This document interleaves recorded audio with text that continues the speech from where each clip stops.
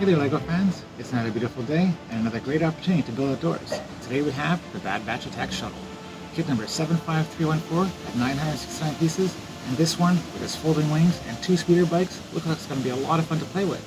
And it comes with 5 set exclusive minifigures, which is fantastic. So, let's get this kit unboxed, get it built, and we can have a closer look at the Bad Batch Attack Shuttle.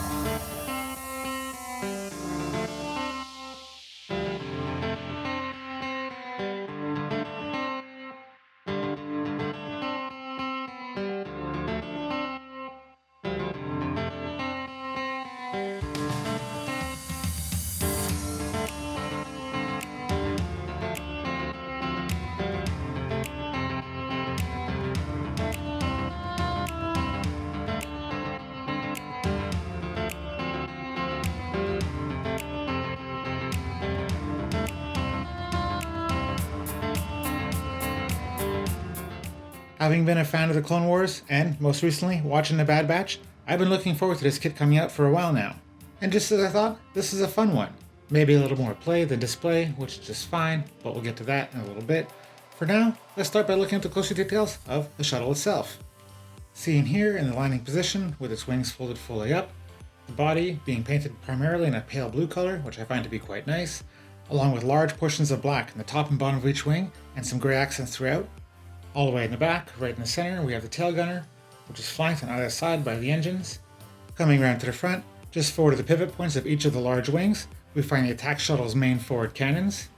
Moving a little further to the center, each side is equipped with a pair of large flood lamps for illuminating the space in front of them.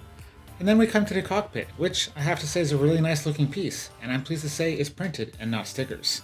Just behind it, there's a little hinge which allows you to open it, giving you a viewing of the interior. And I say a viewing and not full access because it does open very far. But there's another hinge a little further back, just behind the top fin, giving you full access to the entire interior. Up in front in the cockpit, we have seating for 2, only controls in the front for the pilot himself. Guy in the back, I guess he's just the backseat driver. All the way in the back of the ship, we again have seating for 2 more minifigs. And just behind them is these little icons, I'm not entirely sure. One has a clone trooper helmet, the other looks like one Republic and one Separatist ship, I'm not really sure what this is about. And then, there's a little compartment you can flip open. Seen here, you're revealing a crate full of weapons, which you could easily remove, making it very easy to get the weapons in and out of this crate, for this is where our minifigs will stash your weapons while they're in the ship. Along the bottom, there's not much in the way of detailing down here, but we do have the 2 spring-mounted launchers, which are pretty easy to trigger. Sometimes I find it a little too easy. I have set them off by accident when grabbing the ship in not quite the right way. And if you look right here and here, I added 4 small Technics pieces, which I thought was a great improvement because without them, there's nothing to limit the range of motions of the wings. So you could literally move them until they're pointing straight down, or even slightly further. But having this little pit in place blocks the range of motion, and now the wings don't open any further than this, where we see the wings in the flight configuration, which I can tell you, the inner child of me has been having a lot more fun with than the folded position. Next up, we have this little speeder bike, piloted by Tech, coming largely in his green paint job, having a very convenient clip in the back to hold his weapon, and unfortunately his handlebars are a little bit too wide apart for him to reach, so steering will be a little bit of a challenge. And then we have Crosshair's speeder bike, in a very imperial color motif, with dark gray and black, looking much longer, much sleeker, a little more badass, having a pair of stud shooters in the front. In the back of this one, he's got 2 clips so he can mount 2 weapons here, and fortunately for him, his handlebars are well within reach of his hands, so he's not going to have too much trouble catching Tech. And that brings us to our minifigs, which comes with 5 set exclusives, which is pretty awesome. They all have great detailing throughout. The legs, torsos, front, back, helmet are all loaded with those details, staying true to the original characters, and create those highly desirable collectible minifigures. Starting in the top left, first off we have Tech, who has an incredible helmet, incredibly detailed. Unfortunately, the visor does not move up and down, and I'm not really into his alternate face, it just kind of looks generic to me. Then we have Echo with his cybernetic implants all around his head, Crosshair with his crosshair right over his right eye, of course, Wrecker with his large shoulder pads, skull painted on his helmet and 1 bad eye, and last but not least, we have Hunter with his helmet half painted, 1 knife in each hand. I think these might be set exclusive, I haven't seen these knives before, and his paint job on his face to match his helmet. And then we have a Gronk, which kind of makes sense because there is one in the show, but there's no room for him in the shuttle, so I don't quite understand that. And to be honest, I'd have rather had an Omega minifigure, but I guess that means they would have had to have made the shuttle larger, and maybe that just didn't really work with LEGO's plans. So here we are, 1 Gronk, no place to put him in the shuttle, so in a parts bin, he will go. But ultimately, I think this is a pretty great kit. First off, we have the shuttle, which I have most definitely, as you've been able to tell, been having a lot of fun flying around the house. There's just something about the wings and their flight position, which I find to be extra entertaining when I'm flying it around, and of course, they're fun to move up and down as you land and take off. I do wish there was a latch that kept the top closed, because as it is, when you pick it up from the top fin, it just opens up, which is not ideal, but not the biggest issue because it's really easy to grab from the back, and that's ultimately how you want to hold it when you're flying it around anyway. As to display, I think it's just kind of fair. I mean, it looks alright sitting there, but when it's sitting there, it's going to be its landing position, which I find to be the less impressive position. If they had included a stand so you could keep the wings open, that would have been great. Or, of course, you can just make your own, like the little makeshift one I threw together for the video. And of course, the minifigs. 5 set exclusives. I think it goes without saying there's going to be a lot of people who buy this kit just for that.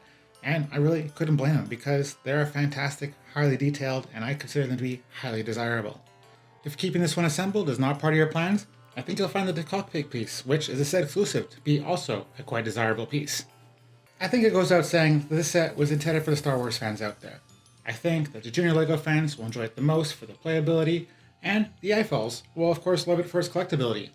Any which way, if you're a Star Wars fan or not, I think the set has a lot to offer, and if you find it interesting, I hope there'll be one in your future.